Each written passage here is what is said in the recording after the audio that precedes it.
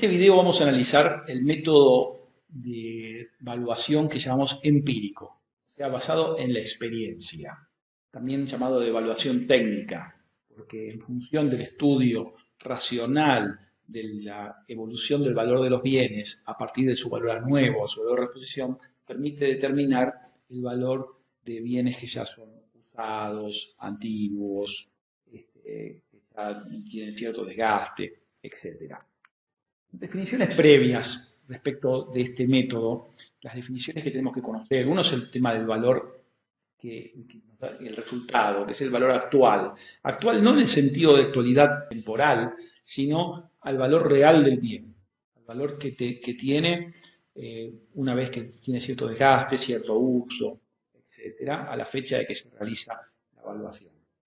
Este valor se obtiene a partir del valor de reposición o de reemplazo, que es el costo que tendría reemplazar el bien que voy a evaluar por uno que tiene iguales características pero está en condición de nuevo, sin uso y sin desgaste, ¿no? Hay que ver que normalmente máquinas antiguas ya no se fabrican, entonces el valor de una máquina nueva no siempre refleja el valor de reposición del bien que voy a evaluar, porque tiene ventajas tecnológicas, entonces el ingeniero tiene que tener en cuenta y descontar esas ventajas tecnológicas para poder partir de un valor, de un bien que tenga igual capacidad, igual calidad de producción, igual productividad que el bien que voy a tasar.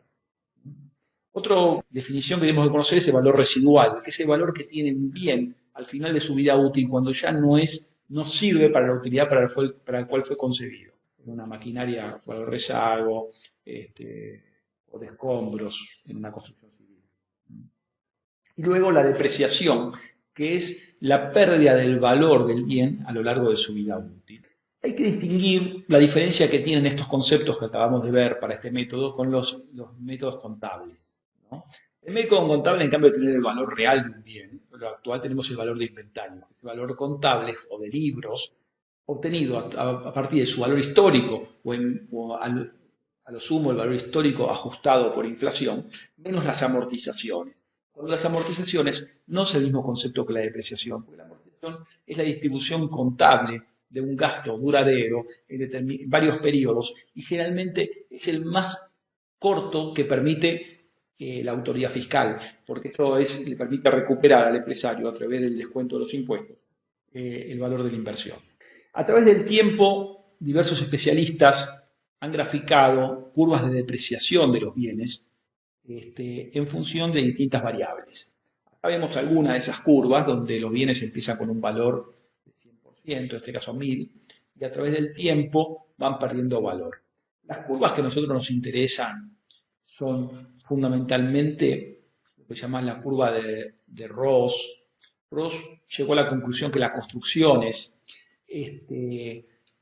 tienen una disminución de su valor, que es un promedio entre la evolución lineal, digamos, o sea, una disminución equitativa a lo largo del tiempo, y una evolución cuadrática.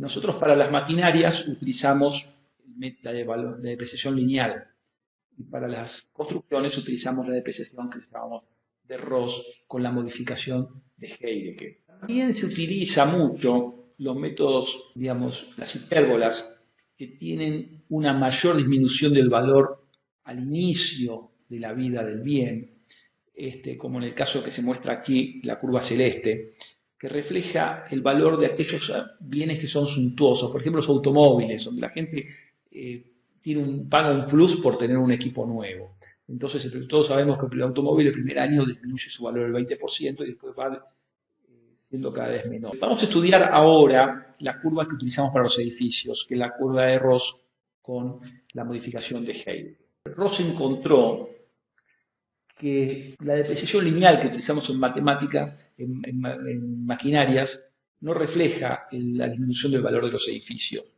Los edificios tienen una menor pérdida de valor al principio y una pérdida de valor más acelerada al final. Entonces podría utilizar la curva cuadrática, pero la curva cuadrática era exageradamente benévola en los primeros años de vida del bien, con lo cual prácticamente no tenía depreciación. Entonces ideó la posibilidad de tener una curva intermedia, que es 50% la curva cuadrática, edad sobre vida útil al cuadrado, y un 50% la depreciación lineal. Esa es la idea de Ross y que todavía se usa para la valorización de los edificios. Heidegger lo que hizo, le introdujo un factor que tiene en cuenta el estado de mantenimiento de la construcción. Entonces, si el estado es nuevo, prácticamente se acepta la curva de Ross, pero si el estado, por ejemplo, necesita reparaciones sencillas o de escasa importancia, tiene un castigo del 2,52%. Si necesita reparaciones de una importancia mayor, tiene un castigo del 18%. Tiene necesidad de reparaciones importantes, tiene un castigo de hasta el 50%.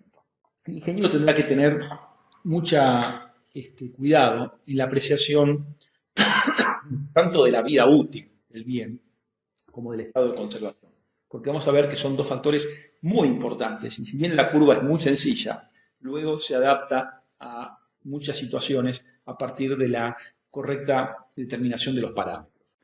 Si bien el valor actual de un bien podría calcularse aplicando la curva lineal parabólica de Ross y aplicando el coeficiente de Heidegger, afortunadamente eso no es necesario porque se elaboró una tabla que tiene en un eje las variables de Ross, o sea, como edad, como porcentaje de la vida útil, y en el otro eje el estado de conservación. Acá vemos un ejemplo donde la edad sobre la vida útil es 70%, y el estado de conservación es 3, y nos dice que la depreciación, el coeficiente K, es 66,83%. El coeficiente K se utiliza en una fórmula simplificada y se aplica sobre la diferencia entre el valor de reposición y valor residual, porque ya sabemos que el valor residual no se deprecia y permanece aún cuando se terminó la vida útil del bien. ¿Cuáles son las principales dificultades para la aplicación de este método empírico?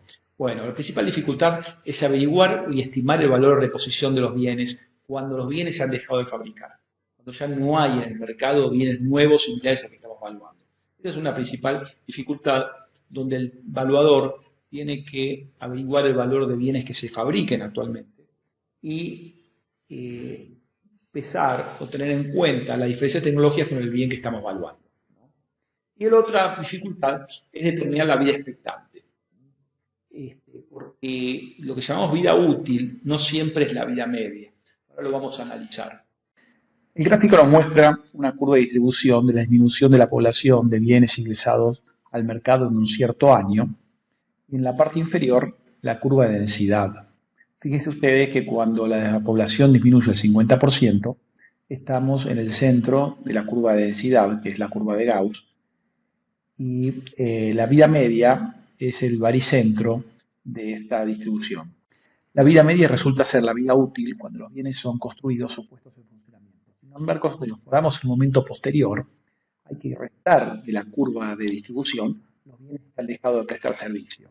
Entonces nos damos cuenta que el baricentro de la nueva curva de densidad está desplazada a la derecha y ya la vida útil no es más la vida media, sino que ahora es la nueva vida probable, que es la esperanza matemática parcial de la duración de los bienes que aún quedan en funcionamiento. Esa diferencia entre la edad y la vida probable la llamamos vida expectante.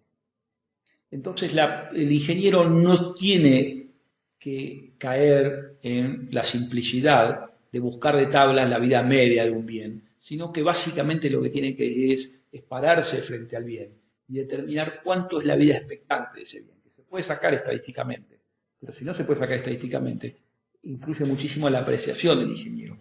¿Cuántos años más ese bien que ya tiene una cierta cantidad de años va a poder seguir prestando servicio?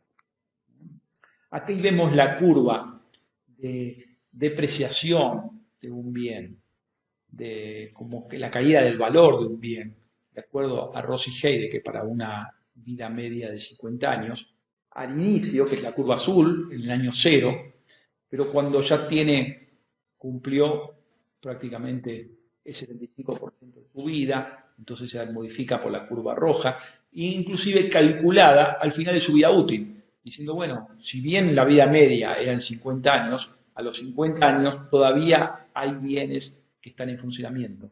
Entonces, si aplicamos la tabla y decimos, por ejemplo, que para un bien que tiene edad 50 años y vida media 50 años, la vida probable son 60, o sea que la vida expectante son 10 años más.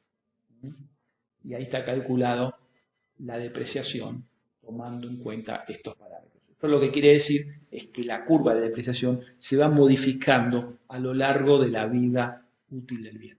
Muchas gracias a todos los que participaron de este video, donde tratamos de explicar los fundamentos del método empírico de evaluación.